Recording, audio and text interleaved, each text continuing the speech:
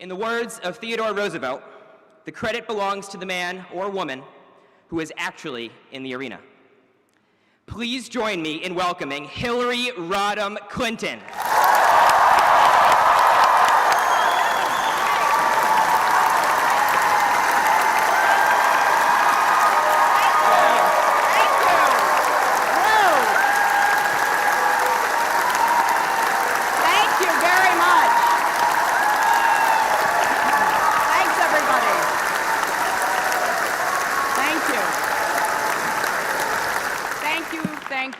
Wow, I am so delighted to be here. Sorry we're not outside, but this makes it kind of cozy.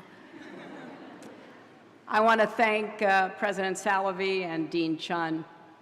Thank you, Alex, a Razorback fan from Little Rock, Arkansas, for getting us started on such a high note.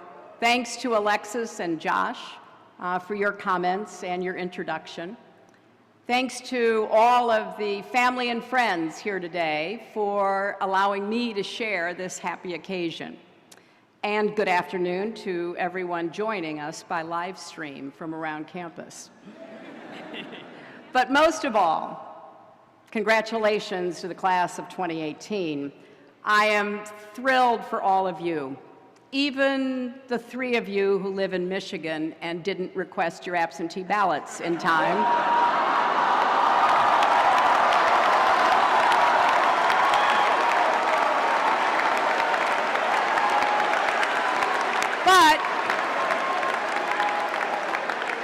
Before I go any further, I just want to be sure, did the students from the new colleges make it here?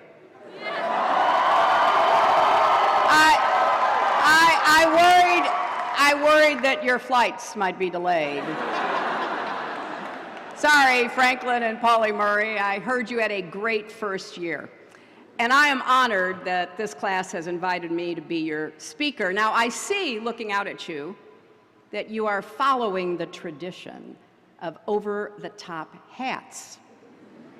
So I brought a hat too. A Russian hat.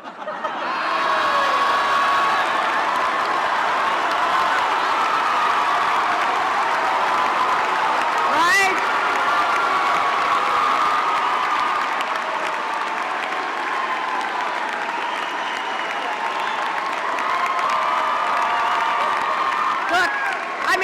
If you can't beat them, join them.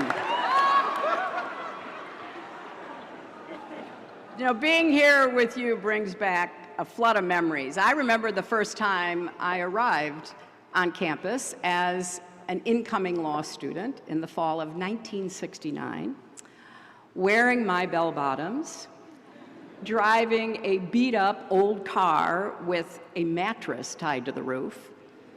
I had no idea what to expect. Now, to be honest, I had had some trouble making up my mind between Yale and Harvard law schools. Then one day, while we were still in that period of decision-making, I was invited to a cocktail party at Harvard for potentially incoming law students, where I met a famous law professor. A friend of mine, a male law student, introduced me to this famous law professor. I mean, truly, big, 3-piece suit, watch chain. And my friend said, Professor, this is Hillary Rodham. She's trying to decide whether to come here next year or sign up with our closest competitor. Now, the great man gave me a cool, dismissive look and said, well, first of all, we don't have any close competitors. And secondly, we don't need any more women at Harvard. Now, I was leaning toward Yale anyway, but that pretty much sealed the deal.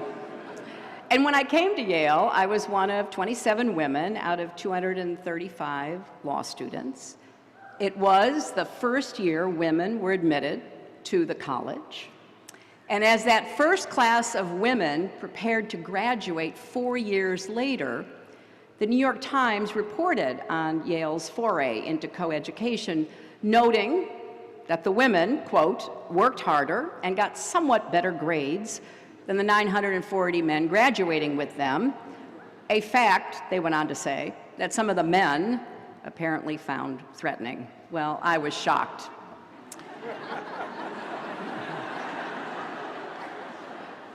But over the years, Yale has been a home away from home for me, a place I've returned to time and again. I spoke to Class Day back in 2001 on the 300th anniversary of the university. And I hope that that will be the case for many of you as well.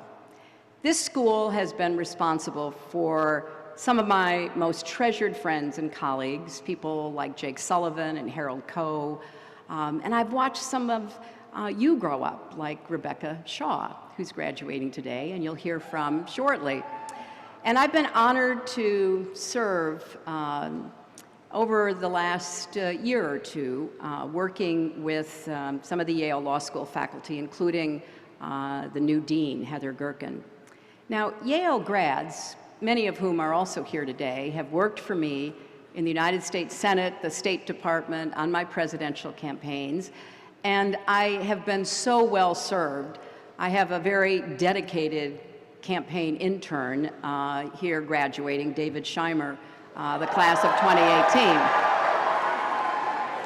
But I have to confess, of all the formative experiences I had at Yale, perhaps none was more significant than the day during my second year when I was cutting through what was then the student lounge with some friends. And I saw this tall, handsome guy with a beard who looked like a Viking. I said to my friend, well, who is that? And she said, well, that's Bill Clinton. He's from Arkansas, and that's all he ever talks about. And then, as if on cue, I hear him saying, and not only that, we grow the biggest watermelons in the world. And I was like, who is this person? But, you know, he kept looking at me, and I kept looking back. And so we were in the law library one night.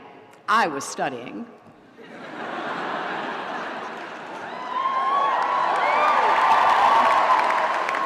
But I couldn't help but see, you know, occasionally as I lifted my head up, that he was, again, looking at me. So finally I thought, this is ridiculous. So I got up, went over to him, and I said, if you're going to keep looking at me and I'm going to keep looking back, we at least ought to be introduced. I'm Hillary Rodham.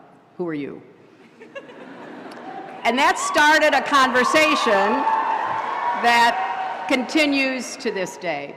Now, it was also here at Yale that I saw a flyer in the law school on a bulletin board that changed my life. Now, some of your parents and grandparents may remember flyers and bulletin boards. For the rest of you, suffice it to say, that was how we got information. It was like Facebook, but the bulletin board didn't steal your personal information.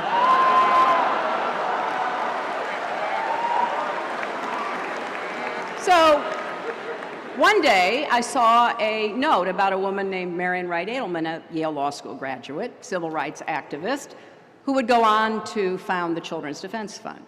Marian was coming back to campus to give a lecture. I went. I was captivated to hear her talk about using her Yale education to create a Head Start program in rural Mississippi.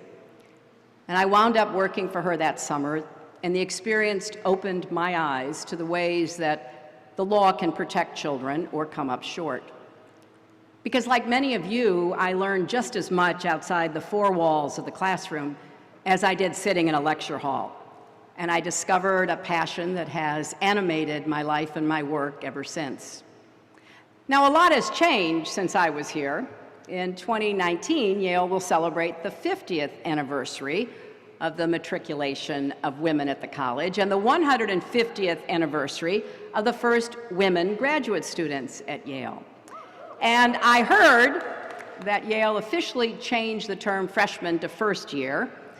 I also heard, amazingly, that the Duke's men and the Whiffenpoofs have started welcoming women. Now, as for my long-lost Whiffs audition tape, I have buried it so deep, not even WikiLeaks will be able to find it. Because if you thought my emails were scandalous, you should hear my singing voice.